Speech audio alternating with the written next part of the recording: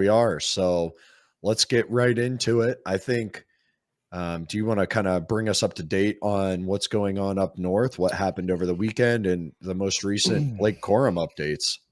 Yeah, so unless you're living under a rock or completely missed what we put out last week in our little conversation about the situation up north, there have been a few developments. The Big Ten has informed the University of Michigan that they do and can and will impose some punishment under some Big Ten bylaws and the way that those rules are written. And this whole buzz topic here has been due process. Michigan wants due process. I think the entirety of college football wants due process, but when you come to the conclusion that I think everybody is starting to come to with the evidence that's been put forth to the NCAA, that, by the way, did not come from Ryan Day or his brother.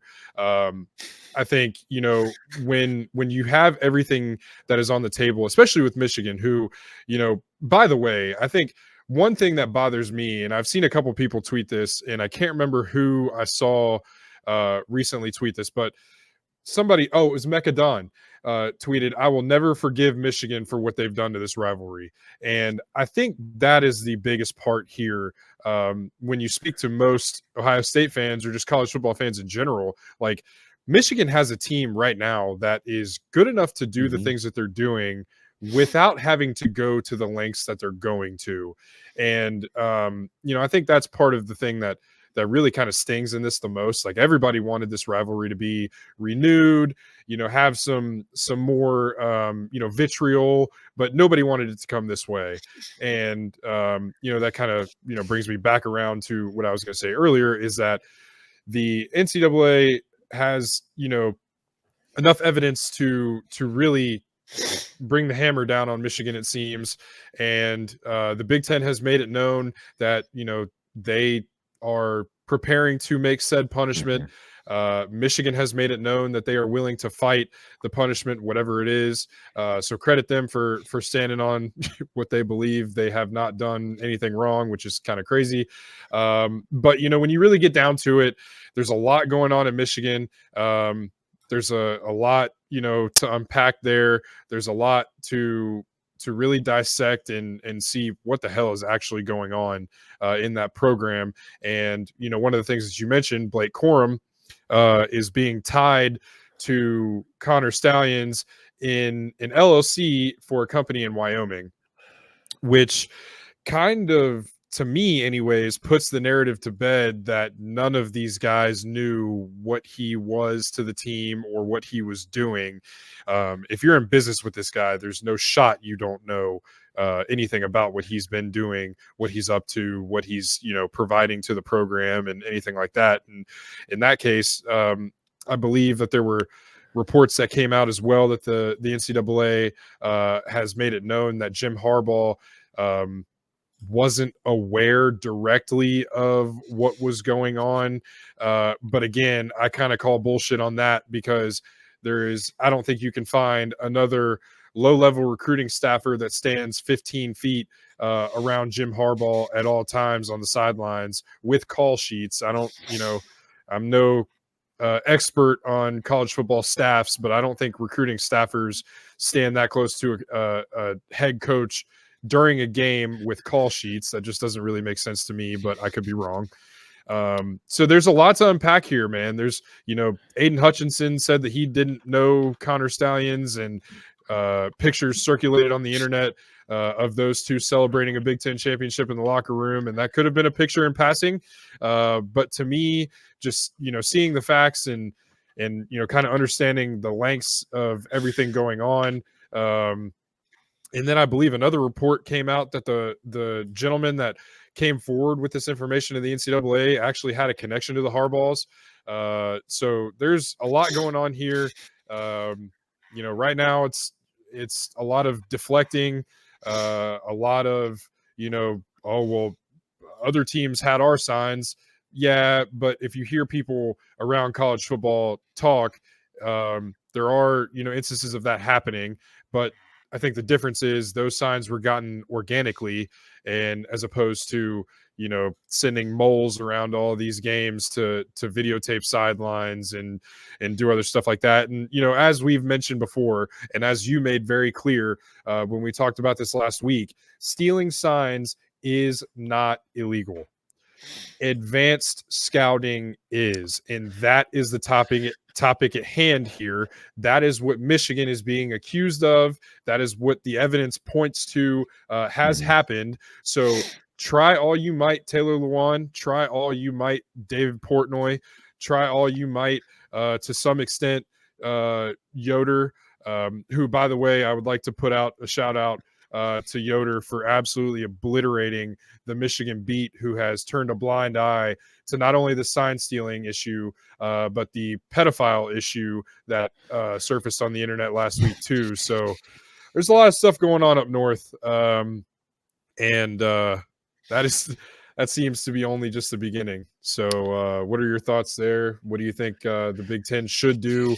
I don't, I agree with Pat McAfee, and I also agree with Stephen A. Smith. Their sentiment yesterday, they both said that, if it is proven that Michigan has done what they are accused of doing, that they do not have a place in the college football playoff. I think everybody would echo that. The integrity of the sport is here at play. And I think, the biggest issue here that Michigan fans fail to acknowledge is that the integrity of the highest honor of the sport is at stake here. And, that's what this whole thing is about, is protecting that and making sure that, whoever holds that trophy at the end of the season does it the right way. So what are your thoughts here as things start to heat up and develop? So I think my initial thought here is I want to unpack a few things.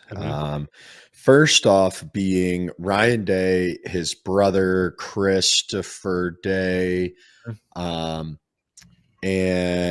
the other brother now, I think it was Timothy Day, maybe. Don't quote me on that one.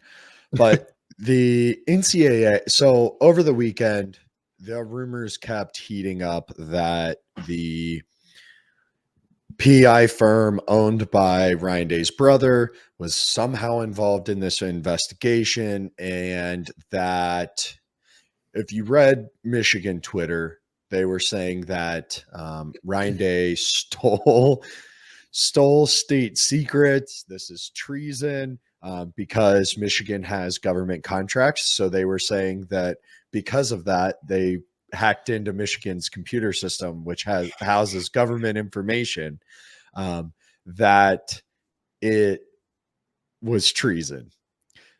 First of all, I want to unpack that a little bit. If the government has information that is secretive, or in some way confidential, or even we'll use the word classified. I know it's scary for most people. As someone who has held a security clearance in the government previously, I can tell you that it would be compartmentalized. There is no way that whatever server the football team is using would have information that government contracts and research studies and things like that Michigan is housing would not be on the same servers. So we're already done there. There's no treason. Get out of here with that nonsense. It's funny when people make comments like that and just have absolutely no idea, but go ahead. Absolutely. And further to that point, it's now come out from multiple sources in the mainstream media, which I do urge everyone to believe at your own risk, because we all know that they're not always the most reliable. But multiple sources have confirmed that Ryan Day and his family were not involved in this. And I think the problem here now lies with the 10% of the hysterical Michigan fans who have decided to turn their own hatred for and embarrassment for their program into death threats.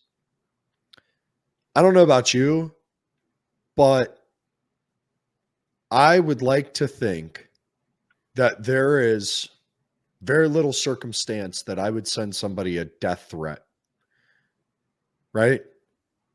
Couldn't do it. Can't I, do I it. I think this comes down to one problem completely, and this is going to kind of step away from football for a second in sports.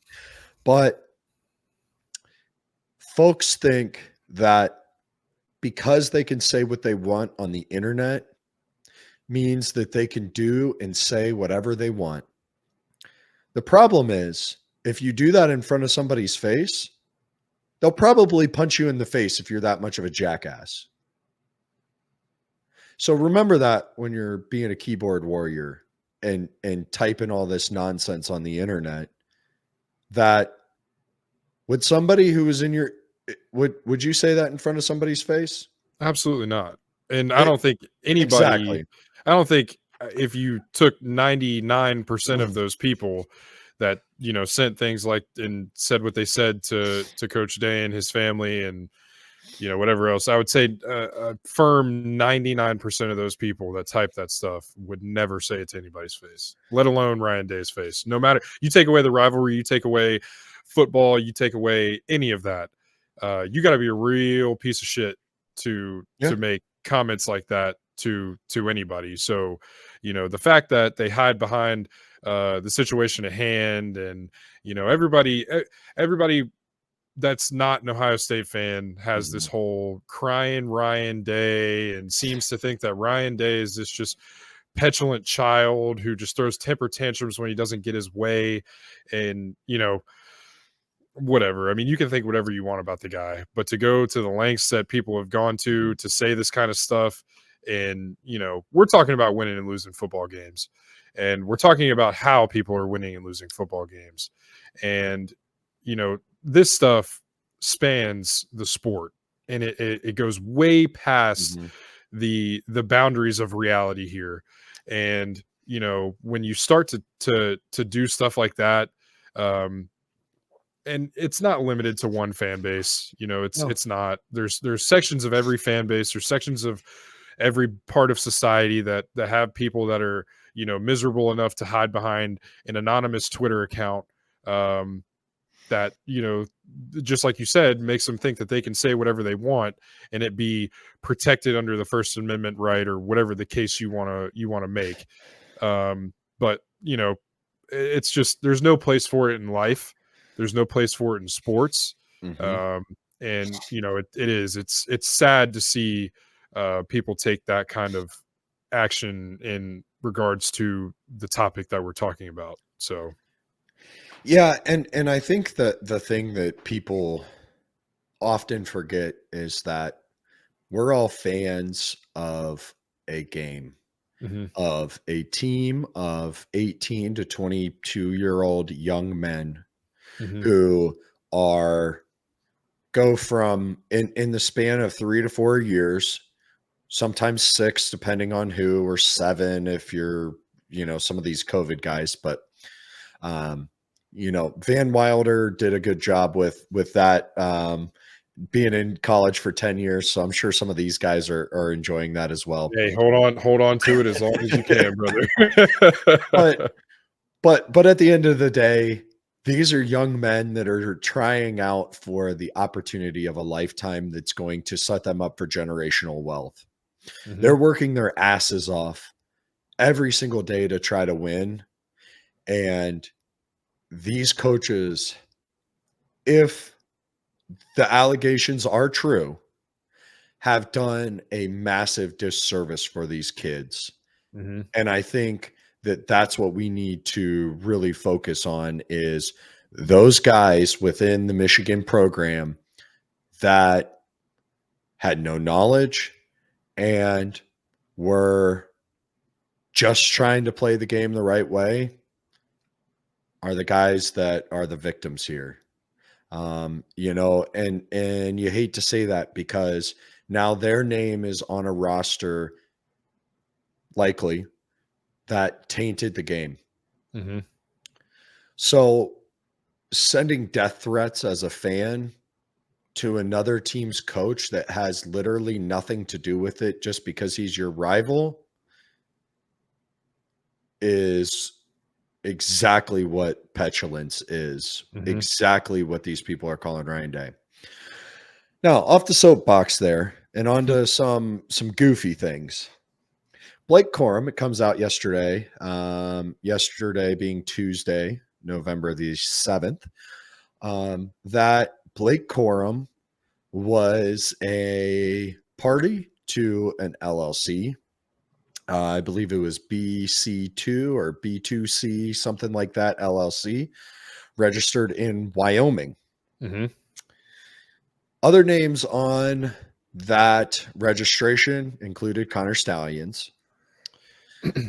Later in the day, which I think is hilarious, there was a tweet of an Instagram post from Blake Corum talking about how he's made it, this and that, and hashtag BC2LLC. When he was asked about it by the Beat in Michigan, he said, "This is the first I've heard of it. And my lawyers are looking into it." Mm-hmm. So let me ask you a question here. Let me ask you a quick question. Yeah, go ahead. If you didn't know anything about it, or if you don't have anything to do with it, or if there's nothing wrong here, would lawyers need to be involved? Yes. Yeah. If he Okay. is, if so hear me out here, giving him the benefit of the doubt. Right. If he was not truly a party to that LLC, then he should get a lawyer on that to either investigate was it actually his social security number and that Blake Corum, or is there some other Blake Corum? Or if not, if it was some sort of fraud, to sue his ass into oblivion. Mm-hmm. And I would think it's number 2 there, because Connor Stalions apparently has a lot of money if he was funding this ticket operation, right? Mm-hmm. Mm-hmm.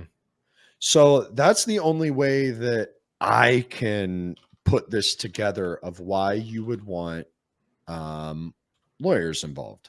Mm-hmm. But there was a second one. Yes, BC2 LLC was what it was. I'm doing some background research here too while we talk about this. Mm-hmm. But there was a second LLC that is active for Blake Corum that is also BC2 LLC, but registered in a different state. Mm-hmm. I believe it was Virginia, maybe. Mm-hmm. So how in the world is this? How does this happen? Is this a cover to, or is this just a completely different LLC? Because the other one was just BC2 LLC. The one registered in Wyoming with Connor Stalions is titled BC2 Housing LLC. Now, I have a really important question to ask here.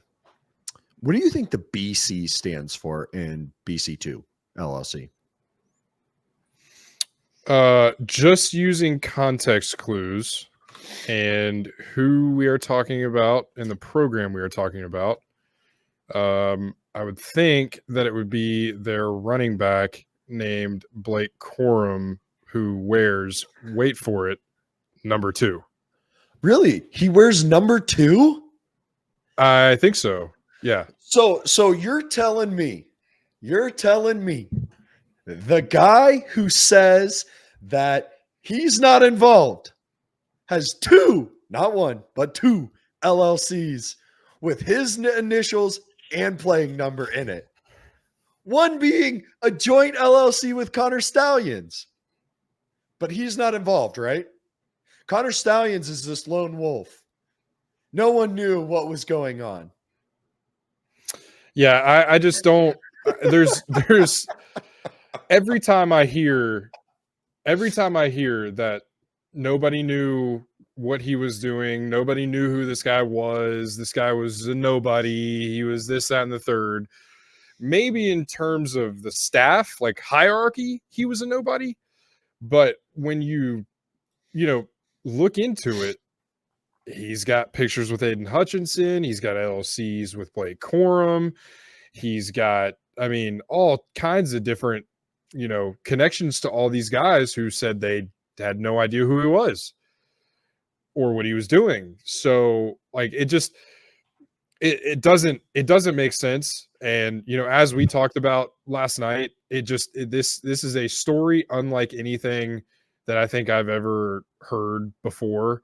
And then, that brings up the whole vacuum salesman house debacle that he had in Ann Arbor. It just, every detail that comes out about this Connor Stalions dude, God bless him for being a veteran. Thank you for your service. Thank you for all that you've done for the country, whatever length it was. Thank you. But everything past that, this dude is an absolute nutcase. Well, can we also back up there? And I'm going to step in here as the resident veteran here at High Street Sports. I'm going to hold judgment that he did good things for our country until I see his medical or his whole military record history. A guy like this, who's a scumbag, who was trying to be a coach while he was at Navy, at the Naval Academy. And let's also realize, when you go to a service academy and take a scholarship, you have a 10-year commitment to the military. He's like what, 24, 25?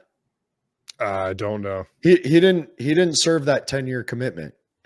So I don't want to take away from what service he may have done, but I'm going to stop and hold judgment until that.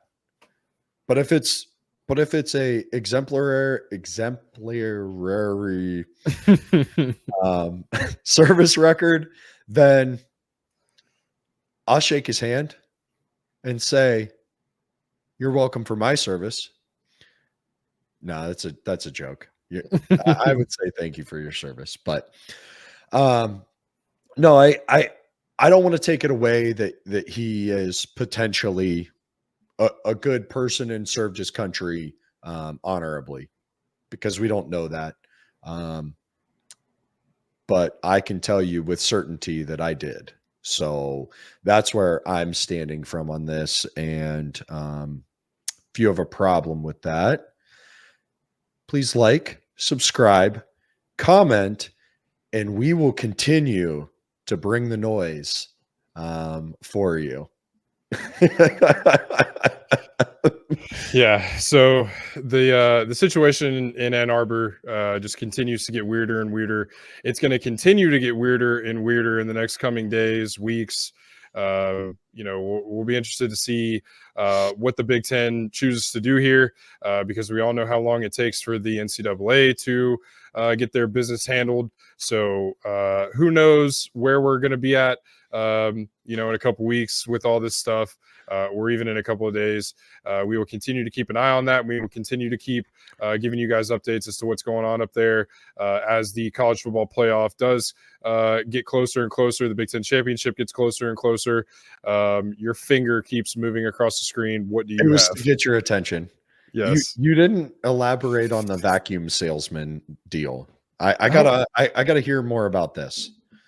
Something about how he was running some kind of business out of his house, selling or repairing vacuum cleaners, which violated some kind of city code with him not having a business registered under that name at that address or something to that effect. And he, I believe, accused the person of turning him in to either hate the fact that he was a veteran or hate the fact that he was a Michigan coach, and blamed that on a Michigan State fan.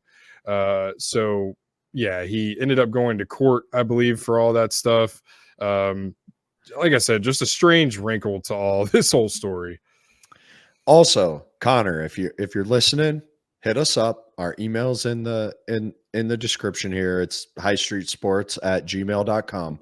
Hit us up. We'll have you on. We'll talk to you about this, because I seriously want to know what was going on. I want to know what is the truth. And a guy, maybe a scumbag, maybe a good guy. He's probably a good guy, but we don't know. So let's see it. You want to out Big Jimmy, Hamburger Jim?